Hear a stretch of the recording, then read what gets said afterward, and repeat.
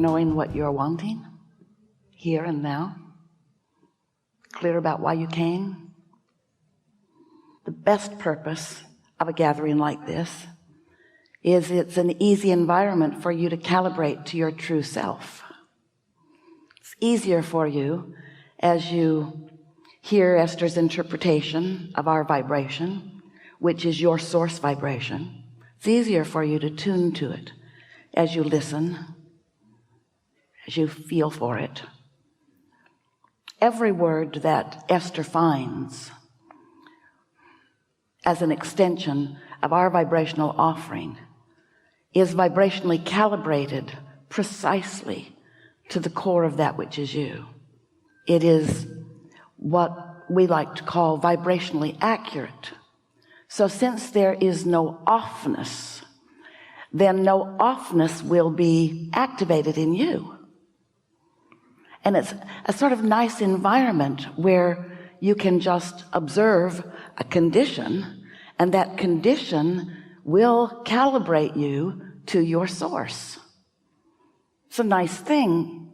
You just don't want to get dependent on things like that.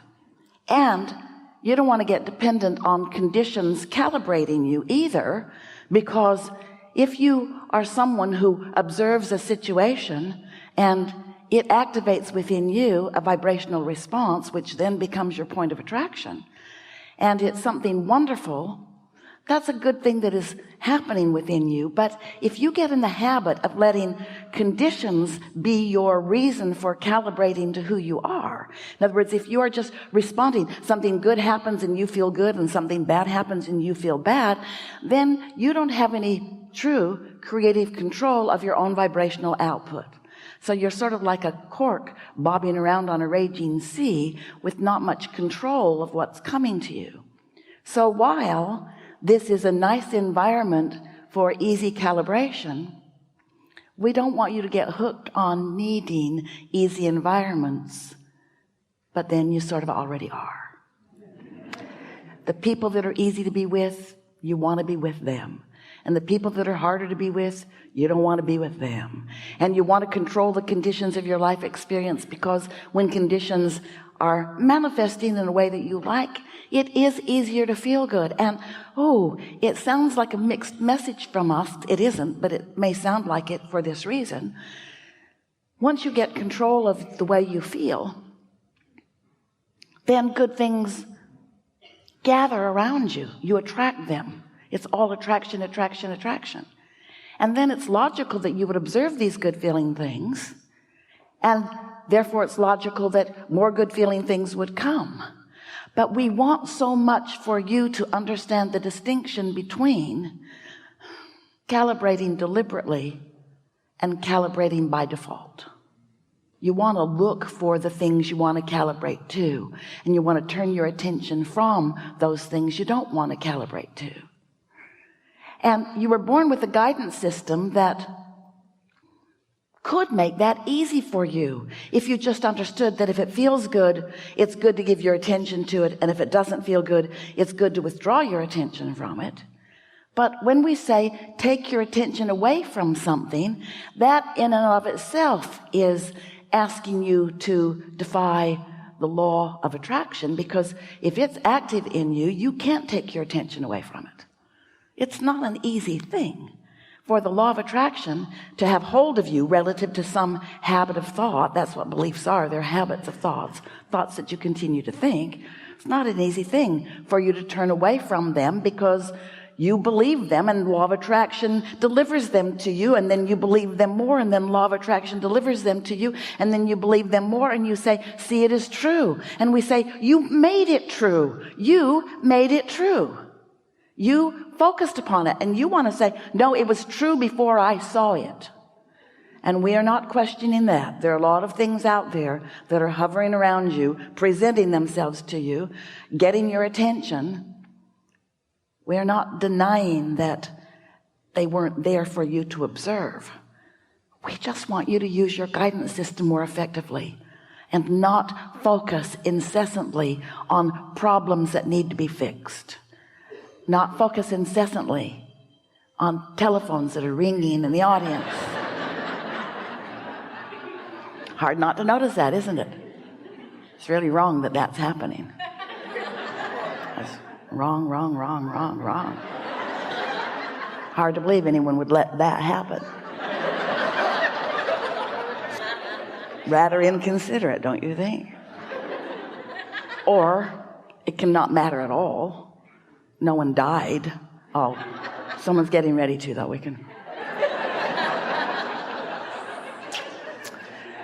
So the law of attraction is the law that manages everything that is. It's a vibrational manager.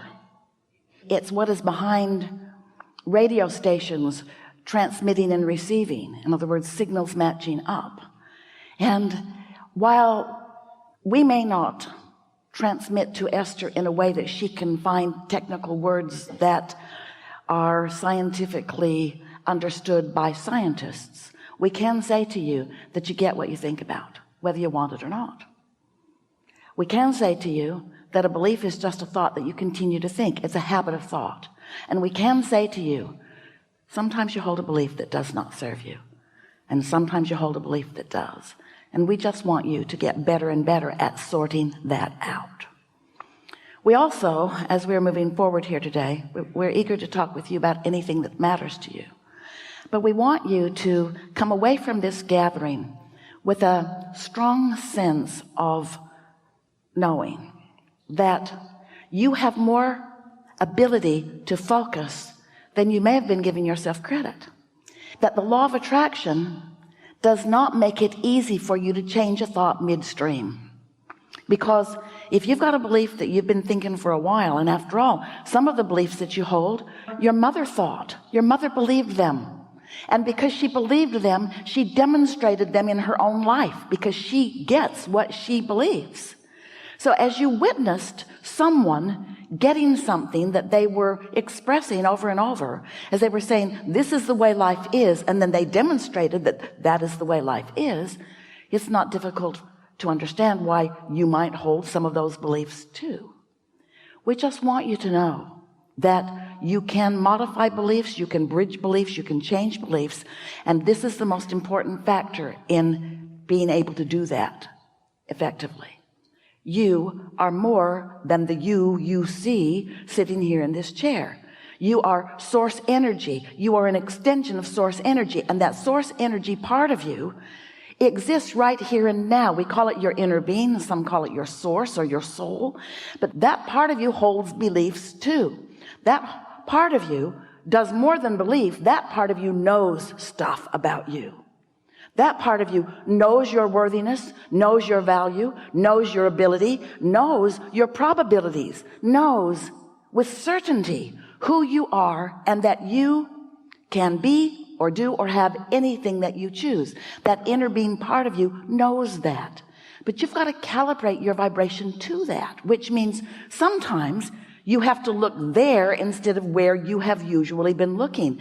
And that takes a little bit of decision making on your part.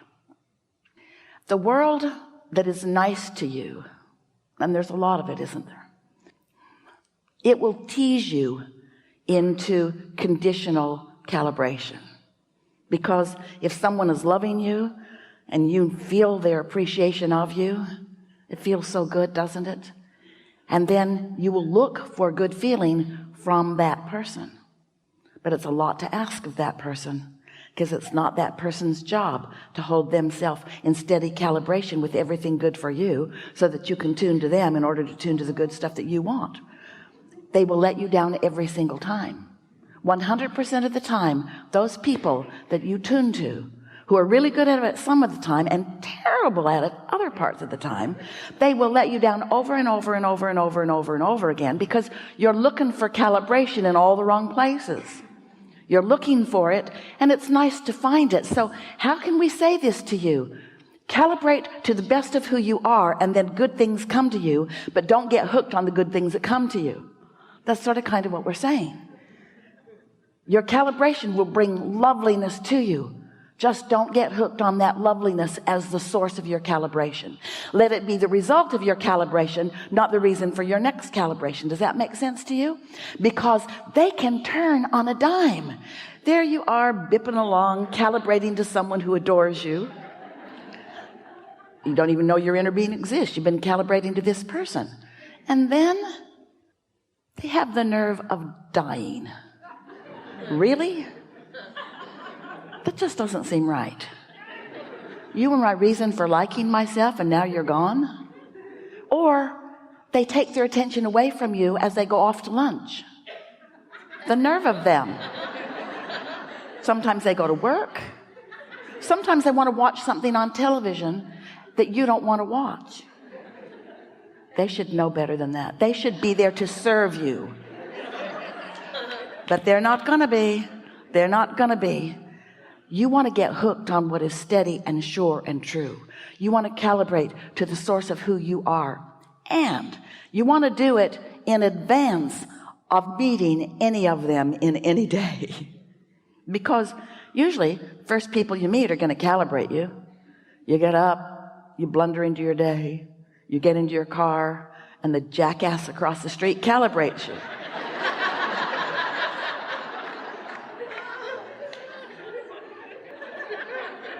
Now you have to know, we chose a specific vibration and Esther found that word.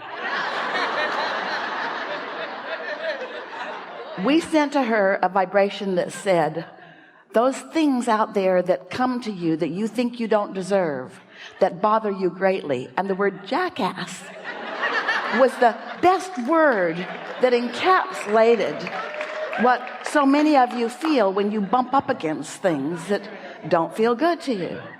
And so we just want you to understand how it works and then have fun in the daily improvement of your own calibration. Yes? Now, by calibrating, what we mean, tuning. If you've ever tuned a guitar, you know about calibration. If you've ever tuned anything, if you're even tuning your radio dial, you are, but you don't sometimes get to see the waves. It's really fun if you can watch true calibration. You can just see it come right into alignment. If you have a good ear, you can hear it come in. If you have perfect pitch, you can hear the calibration of harmonics, of voices or sounds and such.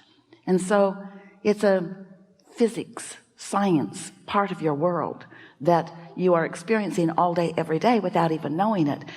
And yet you were born with the most sophisticated calibration sensor that could ever be imagined.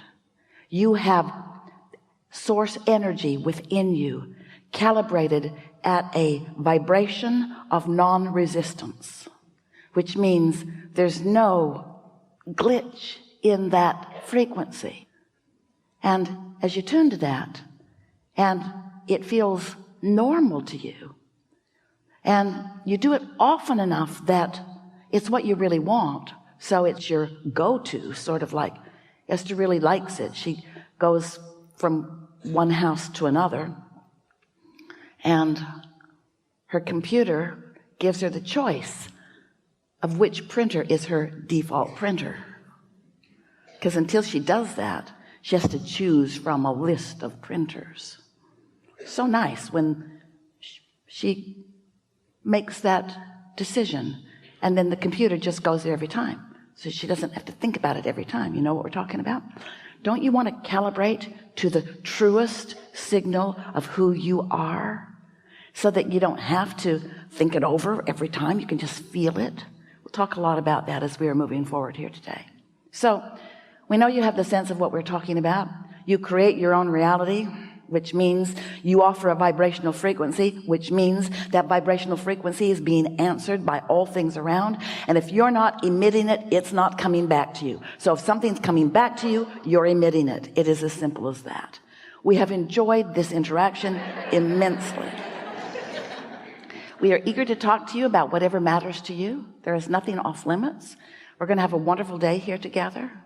What do you want to talk about? Some things. There's a lot of trouble in this room. We're going to have a very good day here today. Just relax. Don't worry about a thing. Begin right here. Stand if you think it's you.